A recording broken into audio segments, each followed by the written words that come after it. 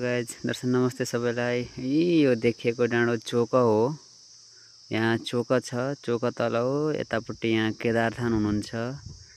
त्यसपछि यसरी आइयो त्यो देखिएको त ठाडो हो, यो चिउरी हो। चिउरी भन्दा यतापट्टि यो चिउरी हो। यहाँ हेर्नुस्, यहाँ चिउरी पुल छ, यहाँ यतापट्टि चिउरी बजार भयो। यसरी यो देखिएको भाइटारी हो। भाइटारी गरेर यसरी यता देखेको पिङ्क सिटी देखिएको, वहाँ जति पनि पिङ्क सिटी देखिएको त्यो वालिङ हो। वालिङबाट माथि यसरी देखेको वहाँ टुप्पो। रोक्नुस्, म देखाउँछु, धैर्य गर्नु।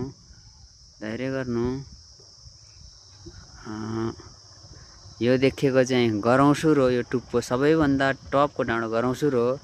फेरि गरौँसुरको दर्शन गरेर हामी वालिङ झलुङ्गे हुँदै यसरी